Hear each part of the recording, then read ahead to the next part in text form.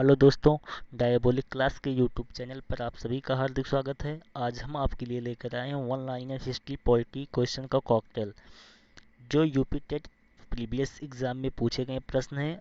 उन सभी को इकट्ठा करके कलेक्ट करके आज हम आपके लिए सामने लेकर आए हैं। तो चलिए शुरू करते हैं। पहला क्वेश्चन हमारा ये रहा, भारतीय संविधान का सबसे बड़ा स्रोत क्या है? तो हमारा आंसर है 1935 का भारत शासन अधिनियम।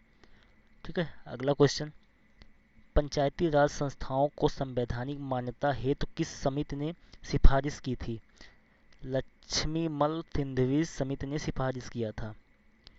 अगला क्वेश्चन, 1935 के अधिनियम को किसने दास्ता का अधिकार पत्र कहा? पंडित जवाहरलाल नेहरू ने कहा था। संविधान सभा के संवैधानिक सलाहकार कौन थे? Sir BN. राव थे। अगला क्वेश्चन, विधि दिवस कब मनाया जाता है? 26 नवंबर को विधि दिवस मनाया जाता है। अगला, मंत्रिमंडल शब्द का उल्लेख किस अनुच्छेद में है? मंत्रिमंडल शब्द का अनुच्छेद जो उल्लेख है किस अनुच्छेद में है? अनुच्छेद 352 में है। ठीक है।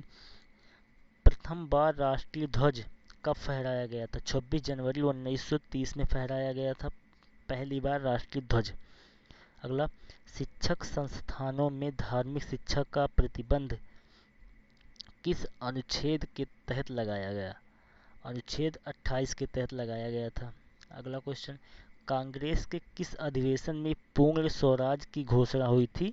लाहौर 1929 के अधिवेशन में। अगला क्वेश्चन, मतदाता की आयु 21 वर्ष से घटाकर 18 वर्ष संविधान के किस संशोधन द्वारा किया गया था? 61वां संशोधन। ठीक है, 1989, 61वां संविधान संशोधन 1989। अगला क्वेश्चन, डॉक्टर भीमराव अंबेडकर किस प्रदेश से संविधान सभा में सदस्य थे? तो मुंबई से थे। अगला, राष्ट्रीय ध्वज की डिजाइन किसने तैयार की थी? पिंगली वेंकैया ने तैयार की थी। अगला क्वेश्चन, आधुनिक भारत का मनु किसे कहा जाता है? डॉक्टर भीमराव अंबेडकर को कहा जाता है। अगला क्वेश्चन, दोनों सदनों की संयुक्त बैठक को कौन बुला सकता है? राष्ट्रपति बुला सकता है। अगला, शोषण के विरुद्ध अधिकार किस अनुच्छेद के अंतर्गत आता है? अनुच्छेद 23-24 के अंतर्गत आता है। अगला क्वेश्चन, मौलिक अधिकार किस देश के संविधान से लिए गए हैं? अमेरिका से लिया गया। मौलिक अधिकार अमेरिका के संविधान से लिया गया है। अगला क्वेश्चन, किस संविधान संशोधन के द्वारा दिल्ली को राष्ट्रीय राजधानी का दर्जा दिया गया है? 69वां संविधान संशोधन के द्वारा। अगला क्वेश्चन, संसद का संयुक्त अधिवेशन कौन बुलाता है? राष्ट्रपति बुलाता है। एलबीडब्ल्यू शब्द किस खेल से संबंधित है? क्रिकेट खेल से संबंधित है। एलबीडब्ल्यू का फुल फॉर्म जो होता है वो होता है leg before wicket. Leg before wicket. ठीक है, यह क्रिकेट खेल से संबंधित है। अगला क्वेश्चन, वायुमंडल की कौन सी परत हमें सूर्य से आने वाली अल्ट्रावायलेट किरणों को बचाती है? ओजोन परत है। ओजोन परत से हम जो सूर्य के द्वारा आती है हानिकारक किरणें, अल्ट्रावायलेट किरण, उनसे बचाती है। अगला क्वेश्चन, ख्वाजा मोइनुद्दीन चिश्ती की दरगाह कहाँ है? अजमेर में है।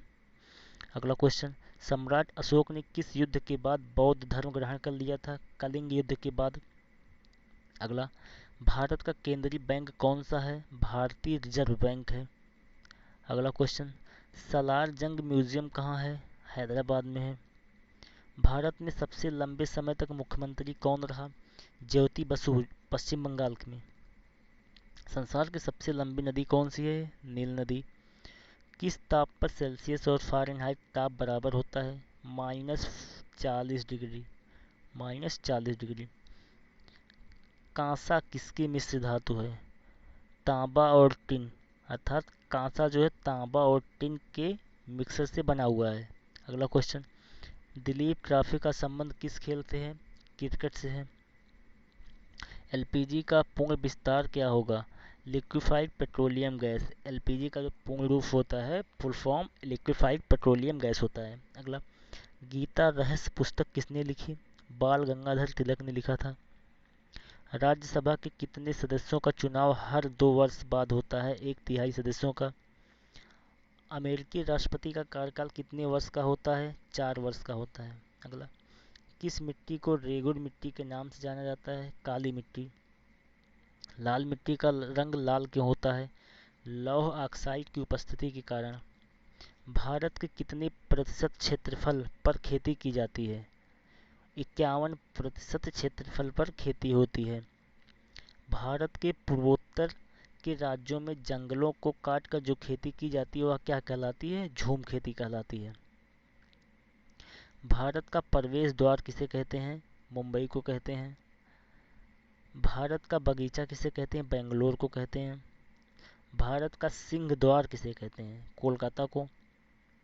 भारत का मैनचेस्टर किसे कहते हैं? अहमदाबाद को कहते हैं। अगला, झीलों का नगर किसे कहते हैं? श्रीनगर को कहते हैं। भारत का हृदय स्थल किसे कहा जाता है?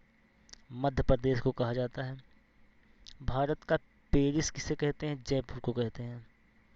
मंदिरों की पुण्य भूमि कहा जाता है तमिलनाडु को। मंदिरों की पुण्य भूमि तमिलनाडु को कहा जाता है। धान की डलिया किसे कहते हैं? छत्तीसगढ़ को कहते हैं धान की डलिया। अगला, फलों की डलिया किसे कहते हैं? हिमाचल प्रदेश को कहते हैं। संतरों की राजधानी किसे कहते हैं? नागपुर को। तो दोस्तों आज के लिए बस इतना ही था। आपको वीडियो कैसा लगा कमेंट करके ज़रूर बताइएगा। अगर अच्छा लगा हो तो लाइक कीजिए, शेयर कीजिए, और अगर अभी तक आपने हमारे चैनल को सब्सक्राइब नहीं किया है तो प्लीज़ सब्सक्राइब कर लीजिए। चलिए दोस्तों, मिलते हैं अगले वीडियो में। तब तक के लिए थैंक यू।